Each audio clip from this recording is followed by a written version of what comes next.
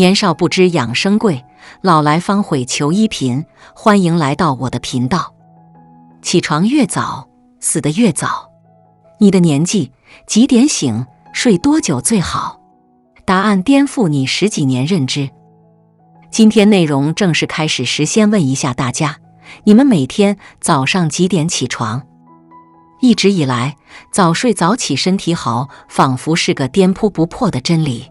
正所谓一日之计在于晨，早起的鸟儿有虫吃嘛。尤其是沉迷养生的人，每天天刚擦亮，准已到附近公园、广场、花市打卡，广场舞、太极拳、健身操，无论春夏秋冬。但你知道吗？有时候比起熬夜，早起反而更伤命。权威研究证明，起床越早，死得越早。首先说明，在本身拥有健康睡眠的情况下，早起当然是有意义的。加拿大多伦多大学研究发现，那些早起的人，情绪往往更为积极，健康意识也更强，他们的幸福感高于晚睡不起的人。在精气神、免疫力以及工作效率等方面，早睡早起通常也会带来更好的状态，早班人不必过于担心。但这个早起是相对而言的，睡不够却起得早，起一次毁一天。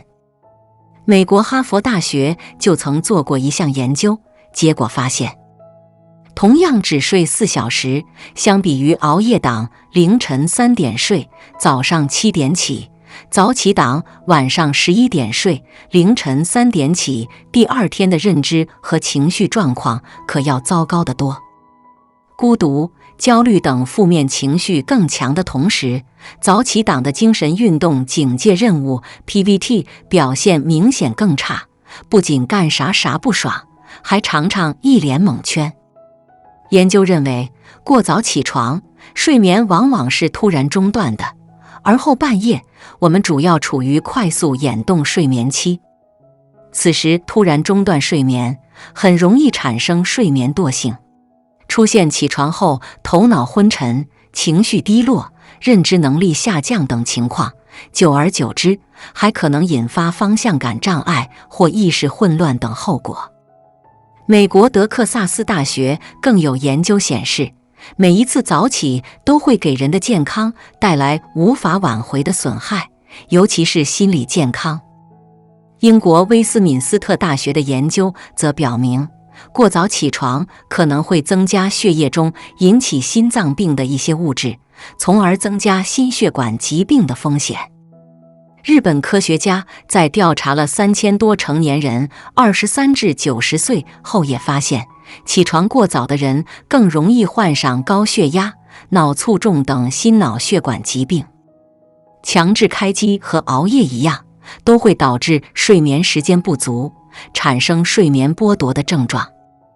急性睡眠剥夺会出现头痛、头晕、注意力下降等情况，长期睡眠剥夺更会导致身体免疫功能失调，增加消化道疾病、心脑血管疾病、免疫性疾病、肥胖、痴呆等风险。那么问题来了，你的年纪几点醒？睡多久最好？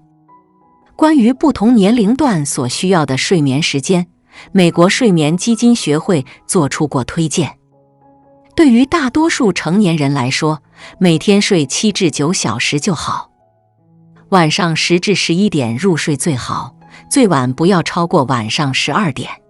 如果你能做到晚上10点上床睡觉，那么起床的时间应该在早上6至8点。还有一点需要注意，清晨是心脑血管事件的高发时段，心肌梗死、心源性猝死及脑卒中等发病高峰都在醒来前后的4至6小时，早上6至10点左右。尤其是冷天的早上，寒冷刺激会加重心脏血管痉挛，冠脉斑块容易破裂。爱运动是好事，但老年长辈以及有高血压、心脏病的朋友，最好还是把锻炼时间安排在下午或晚上，避免发生意外。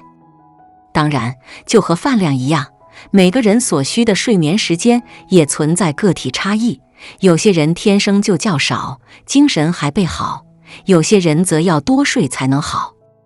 因此，只要能满足日常生活需要，感觉精力充沛，身体舒适即可。与其和别人比较，不如看看自己的状态。早上起床困难吗？白天打瞌睡吗？白天注意力难以集中吗？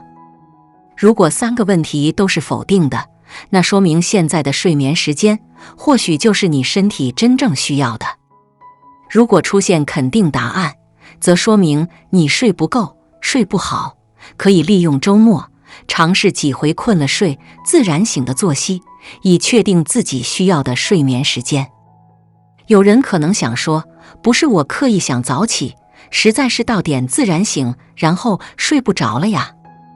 睡得太早，午睡过长，睡前刷手机等等不良入睡习惯，当然会导致早起，但这也可能是疾病的信号。经常早起，当心疾病在作祟。1、甲状腺问题。甲状腺过度活跃，容易导致心跳加速，肾上腺素分泌激增，从而导致失眠、焦虑以及早醒。而如果甲状腺活动不足，我们患睡眠呼吸暂停的可能性又会增加，可达 35%， 也可能导致早醒。2、胃酸逆流。胃酸逆流容易产生烧心的不适感，让人提前醒来。而且，就算没感觉到烧心，食道中的酸也会触发肌反射的清除机制，进而扰乱睡眠，将人唤醒。3、抑郁症。早醒还是判断抑郁症的一个重要指标。大脑中有一种叫做五羟色胺的神经化学递质，它的含量降低，人就容易抑郁。同时，五羟色胺含量不足也会影响睡眠，使得睡眠时间变短，常表现为早醒。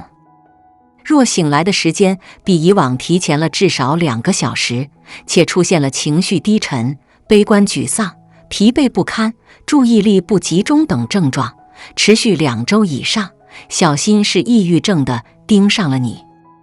最后，点赞并关注我们，每天第一时间看到最新健康科普知识。